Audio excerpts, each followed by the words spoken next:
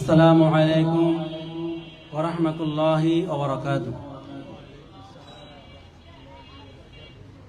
الحمد لله رب العالمين والعاقبة للمتقين والصلاة والسلام على رسوله الكريم وعلى آله وأصحابه وشهداء محبته وعلماء دين ملته أجمعين. أما بعد فقد قال الله تعالى عز وجل في شان حبيبه آمرا ومخبرا إن الله وملائكته يصلون على النبي يا أيها الذين آمنوا صلوا عليه وسلموا تسليما. صلى الله على سيدنا محمد وآله وصحبه. একটু আওয়াজ দিয়ে পড়বেন সাল্লাল্লাহু আলা সাইয়্যিদিনা মুহাম্মদ ওয়া আলিহি ওয়া সাহবিহি ওয়া সাল্লাম. আল্লাহুম্মা সাল্লি আলা সাইয়্যিদিনা মাওলানা মুহাম্মদ ওয়া আলা আলি সাইয়্যিদিনা মাওলানা ইয়া রাসূলাল্লাহ হাবিবি খালিকি তাতুই बरगुज़ीदा ज़ुल जलाले पाको बे हम तातोई. अल्लाहुम्मा सय्यिदिना मौलाना मुहम्मद व अला आलि मौलाना सलातुन या रसूलल्लाह अलैकुम सलामुन या हबीबल्लाह या रसूलल्लाह उन्जुर हालना या हबीबल्लाह इस्मा क़ालना. सलातुन या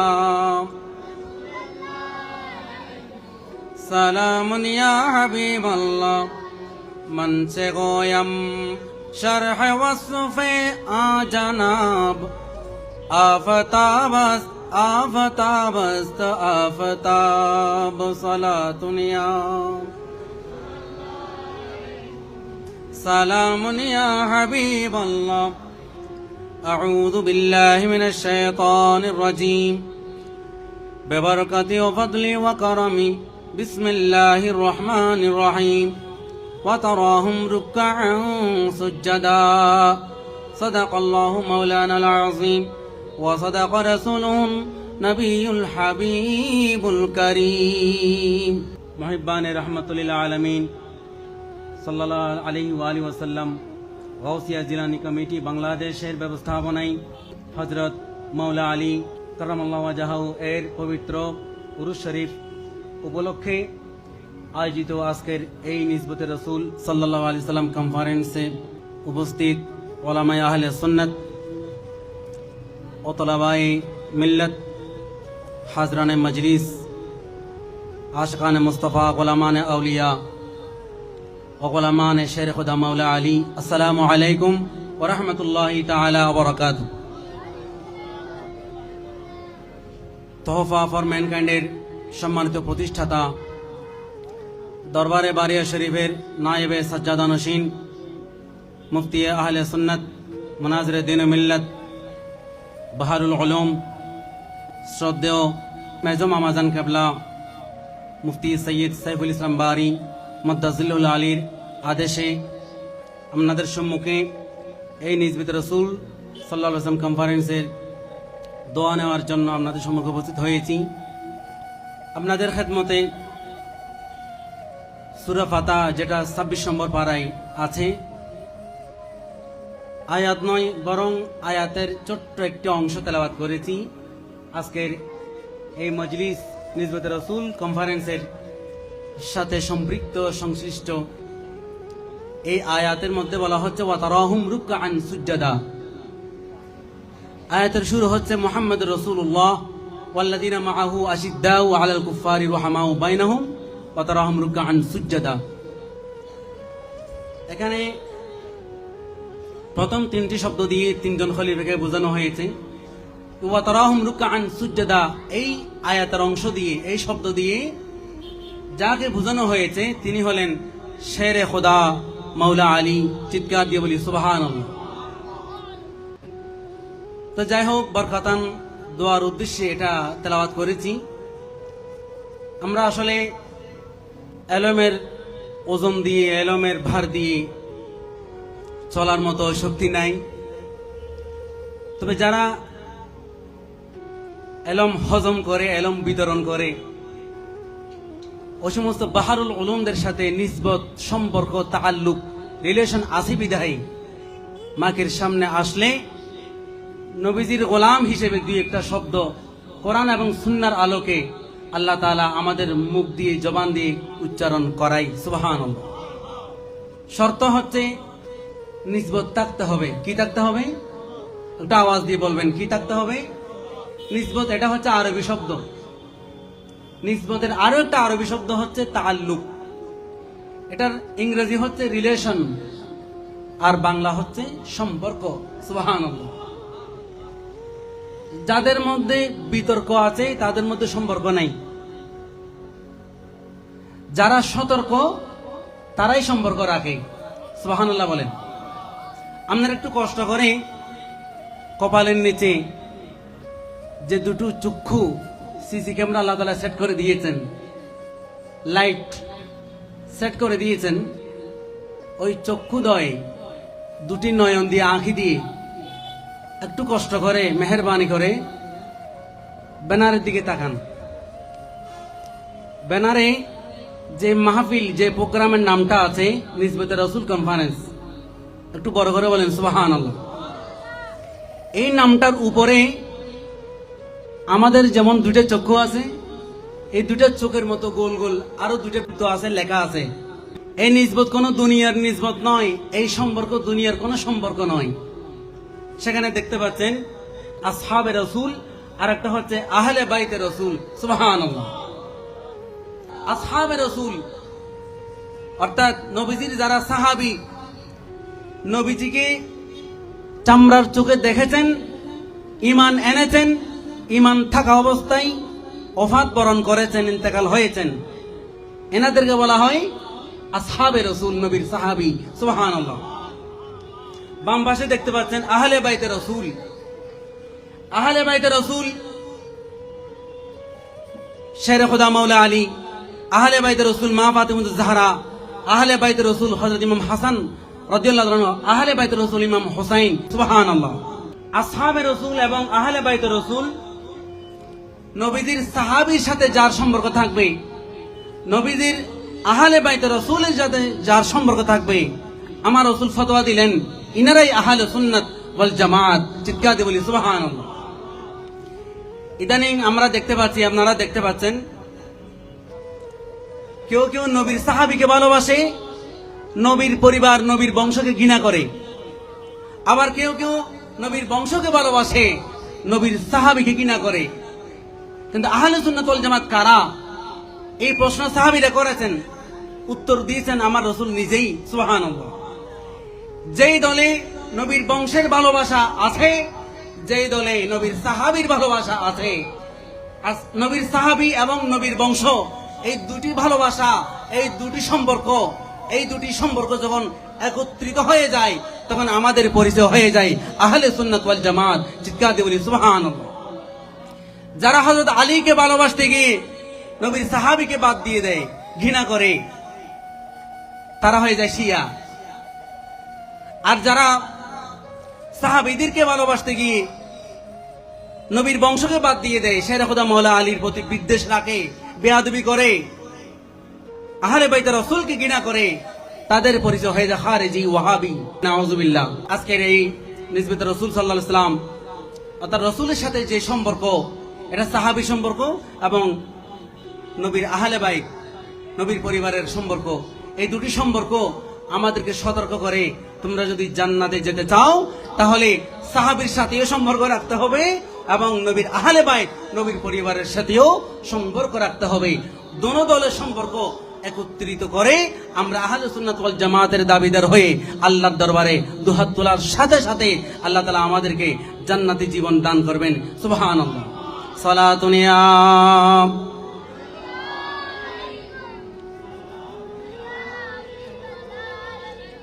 আপনারা যারা মাওলা আলীকে ভালোবাসেন আওয়াজ করবেন। আপনারা যারা হযরত আমির মুয়াবিয়া রাদিয়াল্লাহু আনহুকে ভালোবাসেন আওয়াজ করবেন। আপনারা যারা হযরত সিদ্দিক আকবরকে ভালোবাসেন, আপনারা যারা হযরত ফারুক আজমকে ভালোবাসেন, আপনারা যারা ওসমান গনি যুন্নুরাইনকে ভালোবাসেন তথা নবীর সকল সাহাবীকে যারা ভালোবাসেন এবং নবীজির আহলে বাইত রাসূল পরিবার পরিজন বংশ ইনাদেরকে যারা ভালোবাসেন তারা মহব্বতে আওয়াজ দিয়ে বলবেন আল্লাহুম্মা সাল্লি আলা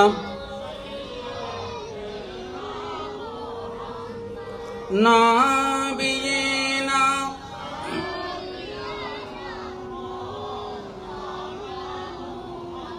ইচ্ছা করলে প্রাণের নবী থাকতে পারতেন আরশে,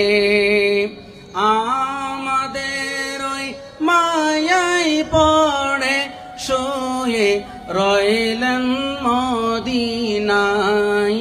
আল্লাহুম্মা সাইয়্যিদিনা মুহাম্মদ নাবিয়িনা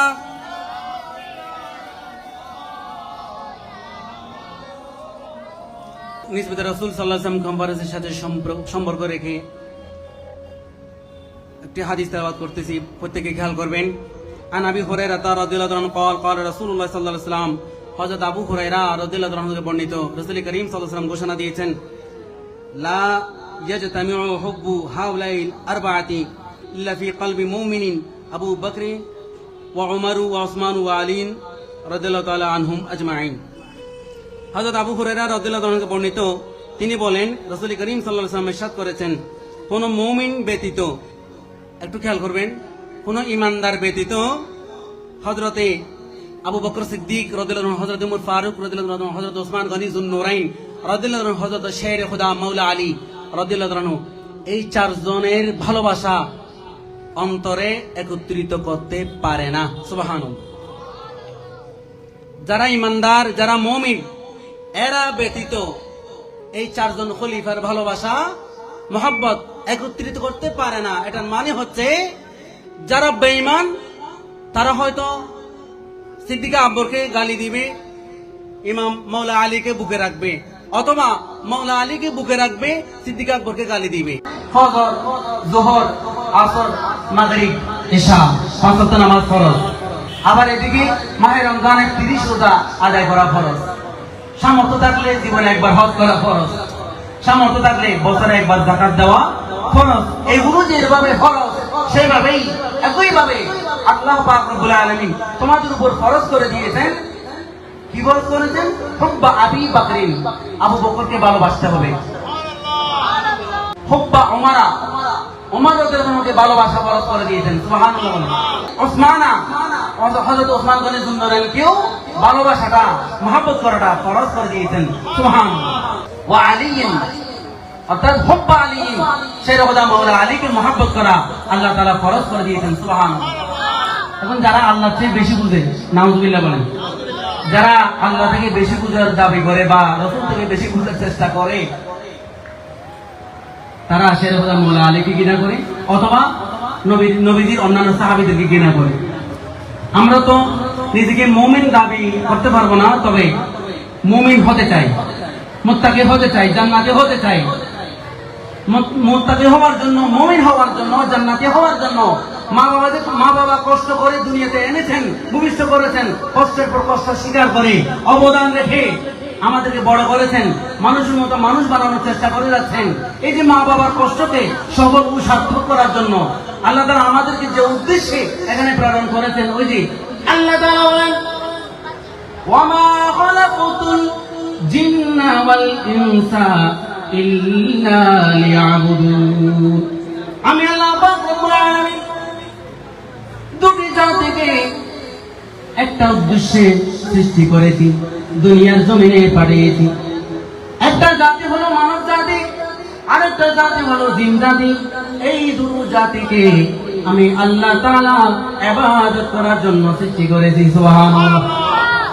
তাফসীরের মধ্যে এসেছে ইয়ারিফুনি, আমি আল্লাহকে চেনার জন্য সৃষ্টি করেছি। সুবহানাল্লাহ। তো আল্লাহকে চিনবেন কেমনে? নবীকে চিনলে। নবীকে চিনবেন কেমনে? নবীর আহলে বাইতকে চিনলে। নবীর আহলে বাইতকে চিনবেন কেমনে? আসহাবে রাসূলকে চিনলে। এভাবে মা বাবা থেকে শুরু করে ওস্তাদ, আসাতাজে কেরাম, শিক্ষক শিক্ষিকা, যেতে যেতে যেতে সবাইকে লাগবে। মাঝখানে কোনো উসিলা বাদ গেলে আপনার ইবাদত বন্দেগি কবুল হবে না, জীবনটাও সার্থক হবে না। আল্লাহ তাআলা বুঝার তৌফিক দান করুন, আমিন। শেরে খোদা মাওলা আলী রাদিয়াল্লাহু ভালোবাসা, মহব্বত করা আমাদের উপর আল্লাহ তাআলা ফরজ করে দিয়েছেন। কিভাবে বলা হচ্ছে? কামা ইফতারাদা আস-সালাতা ওয়াজ-যাকাতা ওয়াস-সাওমা ওয়াল-হাজ্জা। আল্লাহ তাআলা যেভাবে নামাজ, যাকাত, রোজা এবং হজ এগুলো যেভাবে ফরজ করেছেন, একইভাবে মাওলা আলী, ওসমান গনি, ফারুক আযম, সিদ্দিক আকবর এদেরকেও একইভাবে ভালোবাসাটা ফরজ করে দিয়েছেন। একটু মহব্বতের আওয়াজ দিয়ে বলি সুবহানাল্লাহ।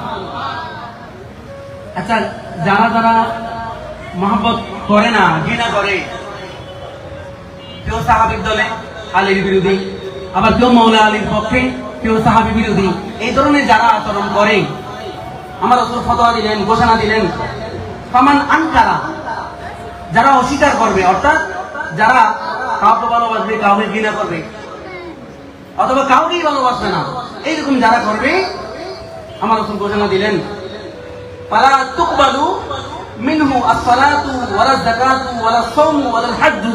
নামাজ, রোজা, হজ, যাকাত কোনটাই কোনো আমল আল্লাহর দরবারে কবুল করা হবে না। সুবহানাল্লাহ। আপনি বড় নামাজি, আপনি বড় হজ পালনকারী হাজি, আল হাজ, আপনি বড় যাকাত দাতা, বড় দানবী, বড় ডোনার, ডোনেশন দাতা, রক্তদাতা, অনেক কিছু আপনি, কিন্তু আপনার অন্তরে আহলে বাইত রাসূলের মহব্বত নাই, অথবা আসহাবে রাসূলের মহব্বত নাই। আসহাবে রাসূল এবং আহলে বাইত রাসূল, নবী বংশের ভালোবাসা এবং নবী সাহাবীদের ভালোবাসা একত্রিত করতে পারেন নাই, একসাথে করতে পারেন নাই। নবী বংশীয় হয়েও এবং নবী সাহাবীকে একসাথে রাখতে পারেন নাই। আমার আল্লাহ তাআলা ঘোষণা দিচ্ছেন, তোমাদের মতো নাফরমান, মুনাফিক, কাফের, অমুসলিম, গুস্তাখ, তোমাদের মতো বান্দাদের, নাফরমান বান্দাদের নামাজ, রোজা, হজ, যাকাত সমস্ত জিন্দেগি আমি আল্লাহ বরবাদ করে দিলাম। সুবহানাল্লাহ। আমরা সুবহানাল্লাহ কেন? কারণ আমরা তো যেভাবে মাওলা আলীকে ভালোবাসি, সেভাবে সিদ্দিক আকবরকেও ভালোবাসি। যারা ভালোবাসেন তারা মহব্বতের আওয়াজ দিয়ে বলেন সুবহানাল্লাহ। আরো জোরে।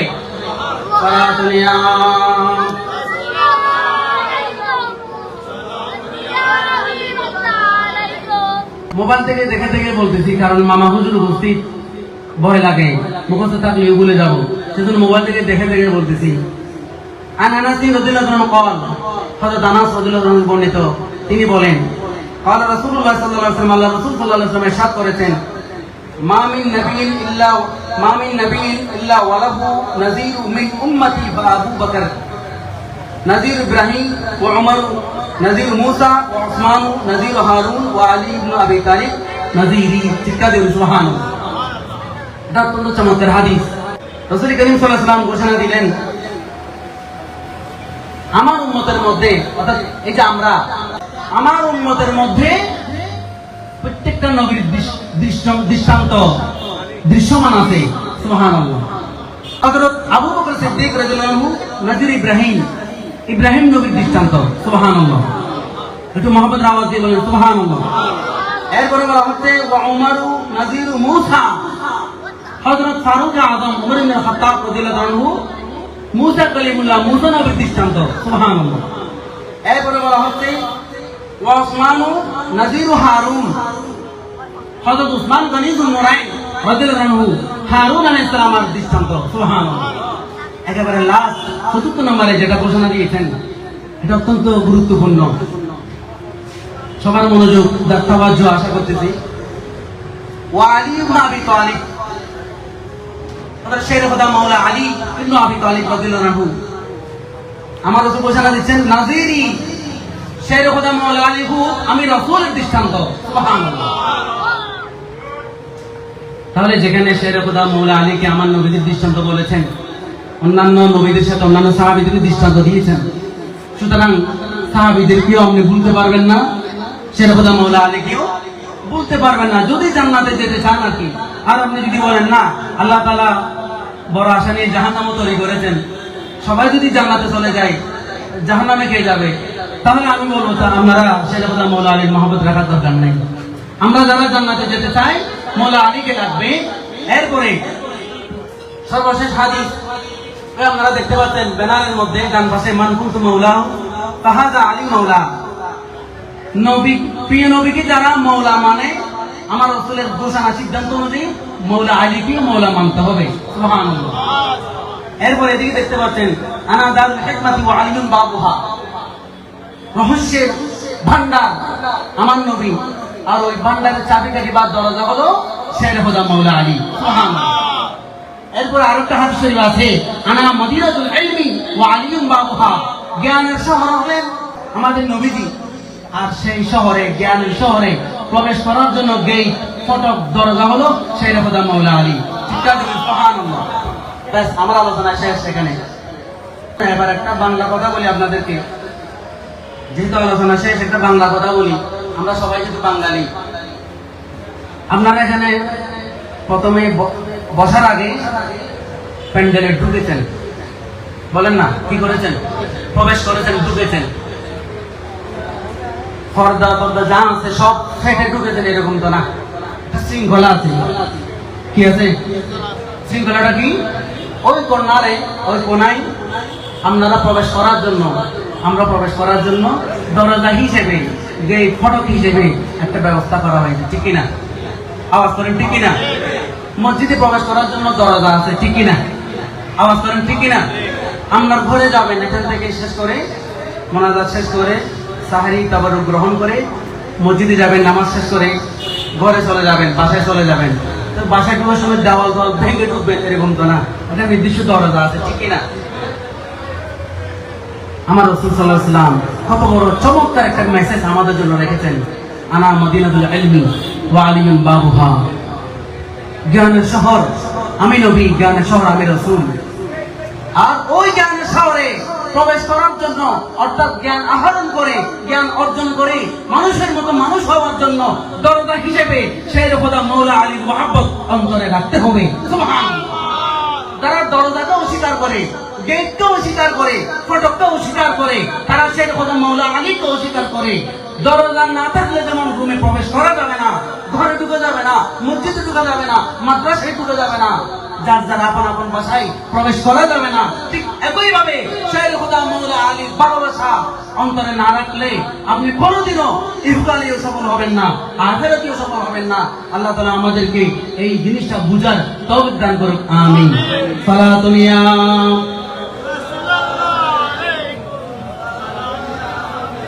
সুতরাং যে দরজা চিনে না সেগুলো ঢুকতে পারবে না।